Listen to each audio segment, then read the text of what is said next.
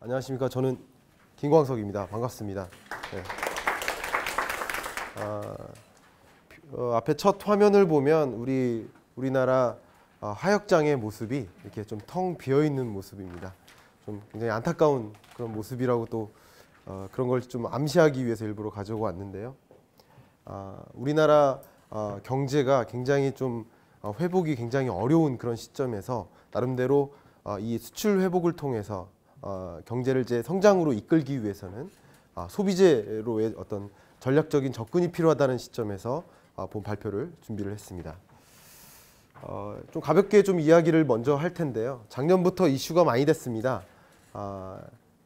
해외 직구 이 시장이 크게 확대되면서 우리나라 내수, 이 우리나라 내부에서 국제 경쟁을 하고 있는 거 아니냐. 그럼 어떻게 될까?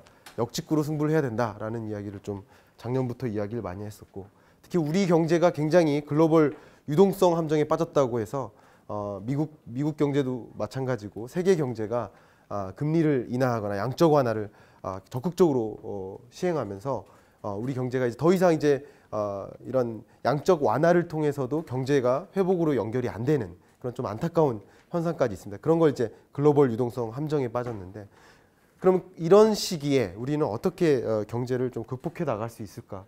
앞에 말씀드렸던 것처럼 이제는 직구가 이제 유행이 되는 이런 시점에서는 역직구로 좀 승부를 걸어야 되지 않나 하는 의견도 잠깐 드리고요.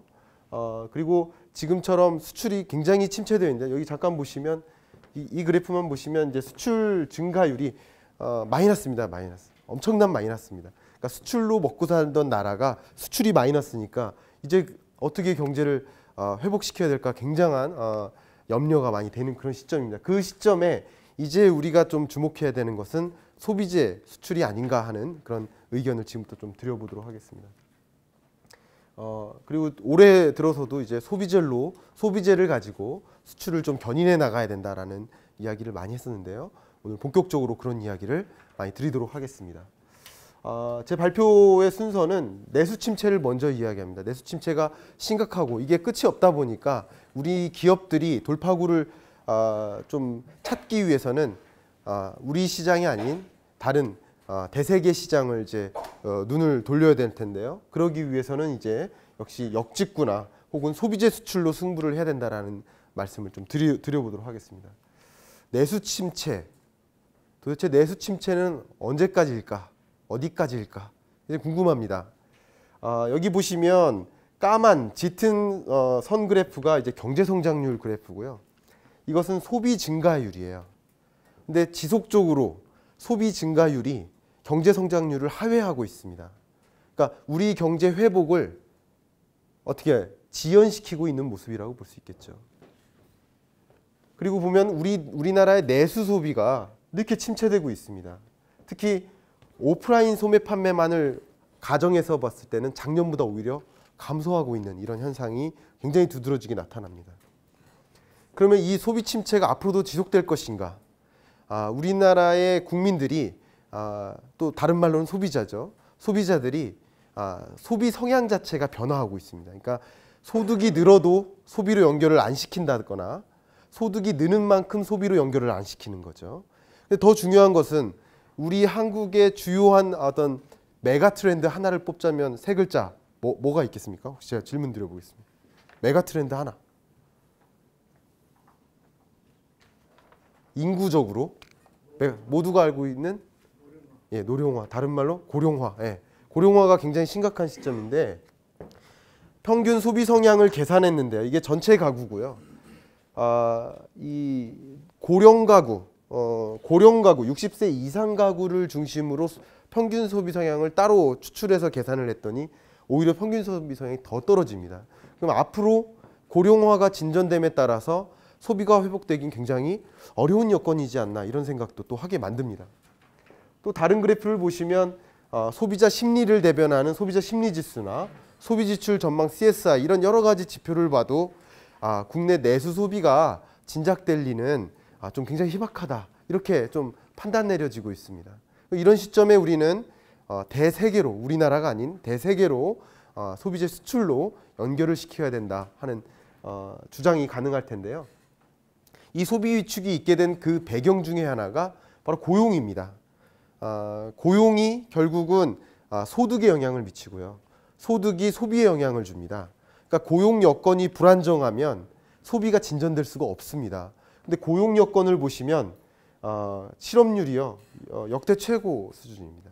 청년 실업률은 11.0으로 홍익인간 이래로 최고 수준에 이르고 있습니다. 그러니까 이런 고용 여건이 이렇게 안 좋다 보니까 소비로 연결될 수가 없는 그런 시점이라고 좀 판단 내리면 좋을 것 같습니다. 그 밖에 여러 가지 이유가 있는데 여기서는 간략하게 설명드리고 넘어가겠습니다. 그러면 제가 간단하게 좀 터치하고 들어갈 주제는 해외 직구와 해외 직구에 대한 거고, 해외 직구가 위기인가 기회인가라는 주제로 잠깐 말씀드린 다음에 본격적으로 좀 소비재 수출로 연결시켜서 말씀을 드리도록 하겠습니다. 앞에 잠깐 말씀드렸었는데요. 보시면 온라인 국내 내수 소비가 진전이 안 되다 보니까 재고가 쌓입니다. 그 재고가 쌓이는 정도를 판단하는 좋은 지표가 있는데요. 그게 바로 도소매 재고 추이입니다. 도소매 재고 추이가 계속 올라가고 있죠. 소매 재고액 지수나 도소매업 재고율이 둘 다 우상향하고 있는 모습을 확인할 수 있습니다. 재고가 쌓이는 겁니다. 그런데 이 도소매 판매액을 온라인 쇼핑액과 오프라인 쇼핑액으로 구분해서 그래프를 그려보면 이렇게 됩니다. 오프라인 소매 판매액은 마이너스나 이렇게 거의 기는 형태로 이렇게 가는데 온라인 쇼핑 거래액은 21%나 증가합니다. 이거는 어마어마한 증가세라고 볼 수 있겠습니다. 그러니까 항상 그 증가하는 수준에 대한 잣대는 경제 성장률에 좀 두면 굉장히 이해하기 편하실 텐데요. 올해 경제 성장률이 한 2.5% 정도 되니까 온라인 소매 판매가 얼마나 빠른 속도로 증가하고 있는지를 쉽게 체감하실 수 있을 거라고 생각이 됩니다. 그런 와중에 그 온라인 쇼핑 거래액이 그마저도 국제화된 온라인 쇼핑으로 전환되고 있습니다. 그게 흔히 말하는 해외 직구지요. 그래서 온라인 쇼핑 거래액이 세계적으로 이렇게 늘고 있는데 그 온라인 쇼핑 거래액의 증가 속도보다 해외 직구의 증가세가 더 빠릅니다. 다시 말하면 해외 직구가 온라인 쇼핑 거래액에 차지하는 그 비중이죠. 분모를 온라인 쇼핑 거래액을 두고요. 3개. 그리고 분자를 이제 해외 직구로 둔다면 그 비중이 나오죠. 그 비중이 이렇게 상승하고 있어요. 그러니까 이 오프라인 소매에서 온라인 소매로, 온라인 소매에서 해외 직구로 이렇게 점차 이 지각 변동, 소비의 지각 변동이 일고 있다. 이렇게 이해하시면 굉장히 편할 것 같습니다. 그래서 국내의 해외 직구도 마찬가지예요. 국내 해외 직구도 이렇게 증가하고 있고요. 국내 온라인 쇼핑 거래액에서 해외 직구가 차지하는 비중도 굉장히 빠른 속도로 늘고 있습니다. 이런 것들은 뭐 여러분들께서 자료가 있으니까 참조하시면 되겠고요. 더 두드러지는 점은 올해 들어서 2016년 1분기 들어서 해외 직구를 역직구가 초과했습니다. 역직구는 쉽게 말해서 중국인들이 우리나라에서 온라인 쇼핑으로 사가는 거고요. 그러니까 국제화된 수출이죠. 온라인으로 수출하는 거죠. 관세 없이 수출하는 거라고 생각하시면 더 편하시겠죠. 그러니까 우리나라 사람이 해외에서 해외 직구에서 사오는 것보다 외국 사람이 한국 온라인 쇼핑몰을 이용해서 사가는 게 더 많아진 그런 시점이라고 볼 수 있겠습니다. 그러니까 이제 위기가 아니라 기회라는 것이 이제 눈에 띄지요. 그런 여러 가지 사항들을 제가 이게 주제가 아니니까 간략하게 넘어가고요. 이제 본격적으로 이제 소비재 수출 이야기를 좀 하도록 하겠습니다. 그러면 소비재 수출로 승부하라. 제 주장을 지금부터 말씀드려 보면, 자, 수출 침체, 그리고 제가 표현을 웃지 못할 경상수지 흑자 이런 표현을 썼습니다. 그러니까 수출 침체는 여기 이 짙은 파란색입니다. 수출 증감률이 마이너스죠. 근데 우리 흔히 말하는 이야기가 있죠. 경상수지 흑자 기조가 계속 이어지고 있다. 흔히 이제 경제학을 공부하지 않은 그냥 일반인의 경우에 그 이상한 어떻게 경상수지가 흑자지? 수출이 이렇게 침체되고 있는데 왜 그럴까요? 다 아시겠지만 여기 계신 분들은 왜 그럴까요? 경상수지는 수출에서 수입을 뺀 거죠. 아주 쉽게 생각하면. 근데 수출도 침체인데 수입은 더 침체예요. 그러니까 수출 빼기 수입은 플러스 계속. 그걸 이제 우리는 전문 용어로 불황형 경상수지 흑자다라는 표현을 쓰죠. 제가 그걸 이제 워딩을 웃지 못할 경상수지 흑자라고 했는데, 그런 경상수지 흑자 기조가 나타나긴 하나 수출 침체가 계속 지속되고 있다라는 것을 좀 포인트로 가져가시면 좋을 것 같습니다. 그 다음 말씀드릴 것은 그런 수출 침체의 주요한 배경이 우리의 주력 수출 품목이에요. 그러니까 더 큰 문제죠. 이게 제가 선정한 게 아니라 우리나라 정부에서 산업통상자원부에서 선정한 13대 한국의 13대 주력 수출 품목입니다. 13대 수출 주력 품목을 보시면 하나같이 다 뭐예요? 마이너스예요. 2015년에도 마이너스인데 16년에는 거의 더 마이너스예요. 이게 우리나라 수출로 먹고 사는 나라라고 했는데 그 수출이 마이너스인데 이 주력 품목은 더 마이너스라는 거죠. 참 이거 어떻게 해야 되나? 그럼 우리는 앞으로 어떻게 수출해야 되나? 이런 고민을 갖게 만듭니다. 그런데 우리가 여태까지 간과해온 수출 품목이 있습니다. 그게 바로 소비재입니다. 우리 수출 품목을 성질별로 이렇게 구분할 수 있습니다. 소비재, 자본재, 원자재 이렇게 구분할 수 있는데, 여기 보시면 가장 많이 증가한 그런 품목이 뭐로 보여집니까? 주로 자본재로 보여지죠. 그러니까 소비재는 거의 증가세가 유지되고 있는 모습입니다. 그러니까 전체 수출에서 소비재가 차지하는 비중이 급격히 둔화되는 모습이 보여집니다. 그러나 우리나라가 1988년대, 제가 응답하라 1998을 정말 즐겁게 봤는데요. 그 시대 때 우리 한국의 주력 수출 품목이 뭐였을까요? 혹시 대답해 보실 수 있습니다. 가발. 예, 역시. 또 가발이 있고요. 또 하나? 예, 의류. 예, 또 한 가지 신발. 정확하십니다. 운동화, 가발, 섬유.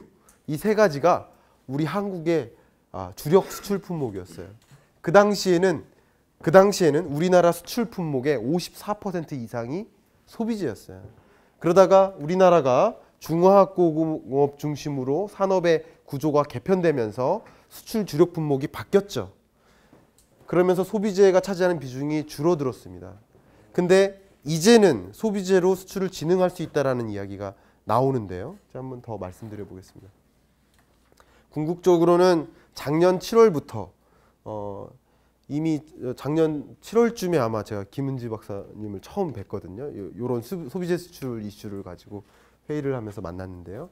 작년 7월 무역투자진흥회의에서 유망 소비재의 수출을 상품화해야 된다라는 이슈로 소비재를 중심으로 수출을 진흥해야 된다는 지원책들을 막 만들면서 지원책들이 나오기 시작했습니다. 그 이후로 수출진흥대책회의, 그리고 2016년 경제정책 방향, 그리고 무투회의, 그리고 민간합동수출투자대책회의, 여러 정부의 회의와 경제정책 방향을 제시할 때 소비재로 수출을 견인해야 된다라는 이야기를 하면서 구체적인 진흥책들을 내세우기 시작했습니다.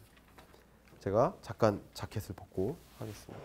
그래서 이제 소비재 수출 현황을 한번 볼 텐데요. 소비재를 크게 세 가지로 구분합니다.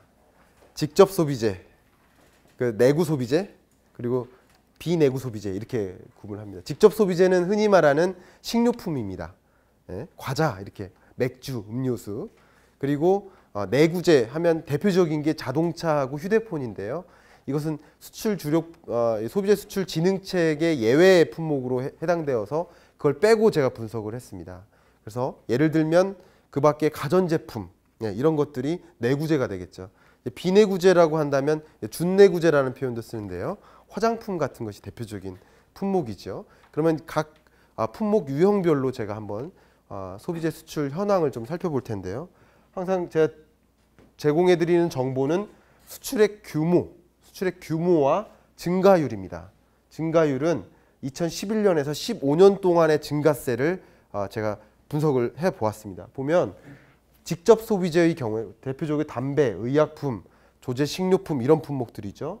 이런 품목 등 중에서 가장 수출액이 많은 품목은 이제 뭐니 냉동어류, 그리고 담배, 의약품 이런 것들이 됩니다. 근데 보면 냉동어류가 10%로 감소했습니다. 수출이 감소했고요. 뭐 발효주나 뭐 조제 보존 처리 채소 같은 경우도 감소했는데 보시면 담배라든가 과자류, 또 제과류 이런 것들은 수출이 엄청나게 늘었습니다. 이게 소비재 수출을 견인하는 품목이지요.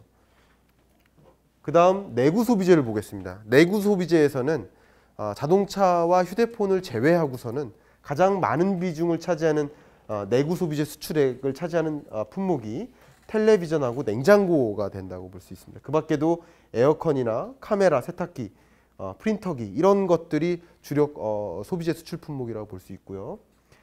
증가율로 보시는 것처럼 카메라라든가 또 선풍기 수출이 엄청나게 늘었습니다. 이런 식으로 이렇게 지는 수출이 이렇게 침체하는 이런 시점에도 굉장히 급성장하는 그런 품목들이 있다라는 것을 주목해야 된다는 것을 말씀드립니다. 그 다음 비내구 소비재인데요. 뭐니 해도 비내구 소비재에서 가장 많은 비중을 차지하는 품목이 화장품입니다. 화장품이 가장 높은 비중을 차지하고요. 그 밖에도 예를 들어 목욕용 제품이라든가 두발용품, 저도 이제 왁스를 항상 바르는데요. 이런 두발용품 이런 것들이 많이 또 차지하고요. 세제나 살균제 이런 것들도 우리나라 이 비내구 소비재 수출에서 상당 비중을 차지합니다.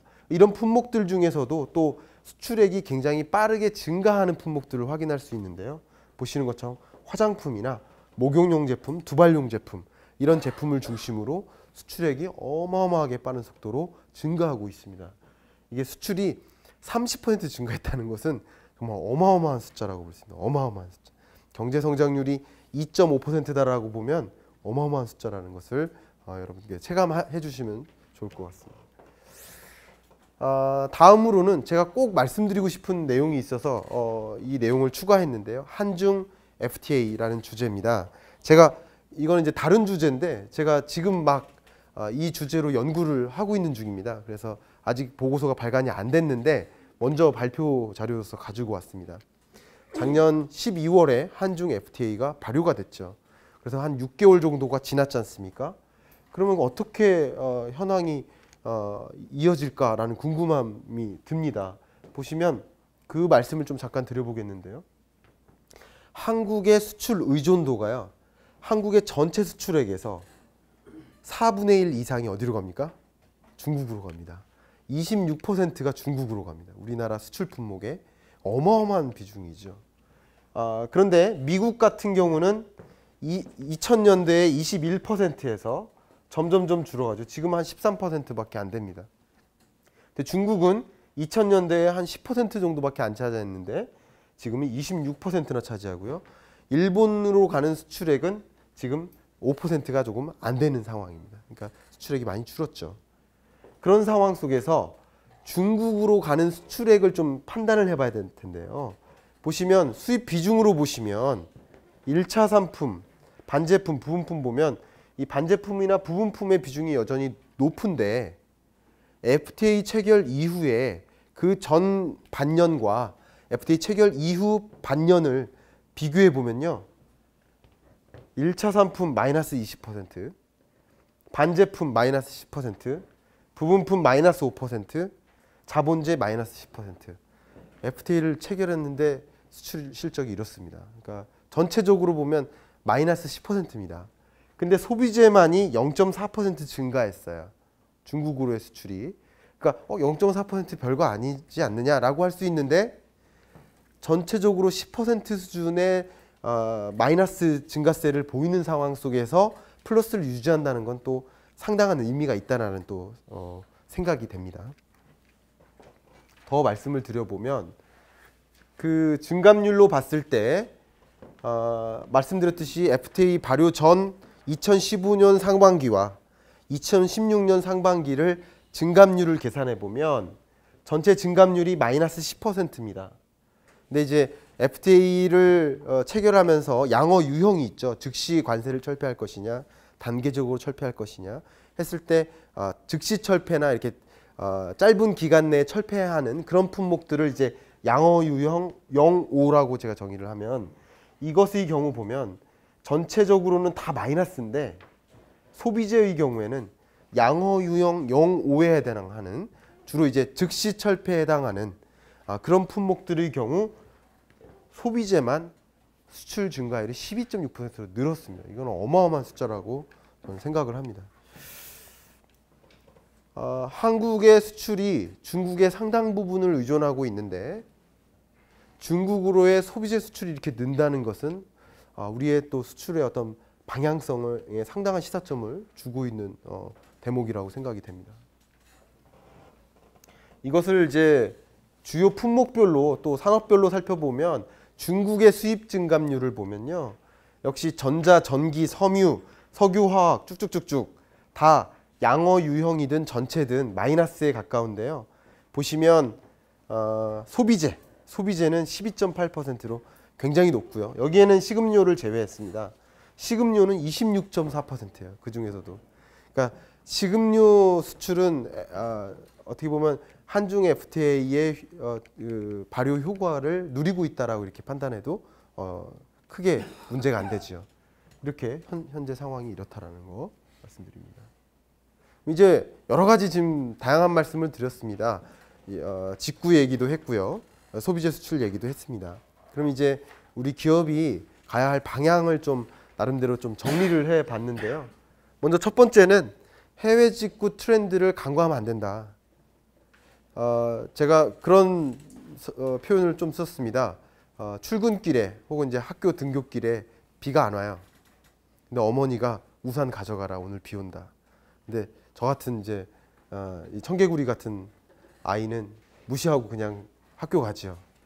갔다가 하굣길에 비를 반드시 맞습니다. 그러니까 해외 직구가 현재 전체 소비에서 차지하는 비중이 굉장히 작기 때문에 굉장히 미미한 영역이라고 생각하고 있는데 소비재 제조사나 유통사들은 이 해외 직구 트렌드를 간과하면 절대 안 된다. 그리고 이 해외 직구로 많은 세계적으로 이제 굉장히 그 탄탄한 그런 대기업들이 국내 시장에서 국제 경쟁을 하게 되는 그런 상황이 될 텐데 이것을 타개하기 위해서는 역직구로서 우리 한국 외에 다른 시장을 적극적으로 공략해야 된다라는 말씀 꼭 드리고요.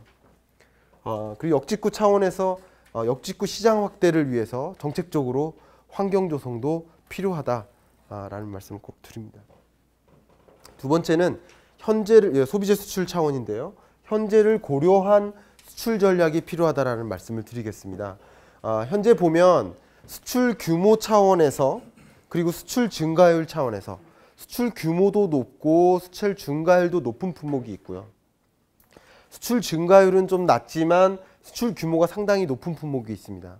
그러니까 이런 식으로 나름대로 네 가지 디멘션으로 이제 생각을 해보면 둘 다 플러스인 경우면 수출을 더 적극적으로 전략적으로 더 해외 진출을 더 확대할 수 있도록 해야 되는데 제가 여기 발표 자료에는 제가 생략했지만 이 증가하는 소비재 품목들이 또 어떤 국가를 중심으로 증가하는지를 이제 분석을 해놨습니다. 그러니까 그런 내용을 좀 바탕으로 해서 특히 이런 품목에 해당하는 기업들은 적극적으로 또 시장 진출을 꽤 해야 될 거고요. 반대로 수출 비중이 굉장히 높은데도 수출이 마이너스인 그런 품목들을 프로듀스하는 기업들은 그것에 대한 대응책을 빨리 마련할 필요가 있다라는 시사점을 또 주고요. 상대적으로 수출 규모는 작지만 수출 증가율이 높은 품목들에 우리가 신규 진입하는 그런 기업 입장에서 이런 품목들에 굉장히 좀 민감하게 집중할 필요가 있지 않나 하는 이런 여러 가지 의견을 드려봅니다. 이제 마지막입니다. 결과적으로는 선제적으로 좀 대응할 수 있도록 또 방향성을 좀 선정해야 될 텐데요. 먼저 수출 대상국을 확대해야 됩니다. 한 국가에 의존적이기보다는 대상국을 확대해서 특히 이제 신시장을 개척할 그 목표 지점을 선정하는데 어떤 지역을 중심으로 어떤 품목이 소비재 수출이 빨리 느는지 그런 것을 정확하게 모니터링해서 그것에 맞게 대응해야 된다는 말씀을 드리고요. 두 번째는 크게 감소하는 소비재 그런 경우 그 이유를 찾고 해결책을 모색해야 된다는 말씀 아까 드렸고요. 마지막으로 수출에 영향을 받는 여러 대외 변수들이 있습니다. 그런 변수들을 적극적으로 파악하고 그 변수들에 대해서 대응할 수 있도록 대응 체제를 마련해야 되지 않을까 하는 마지막 그 정책적인 그런 시사점까지 드리면서 본 강의를 마무리하겠습니다. 감사합니다.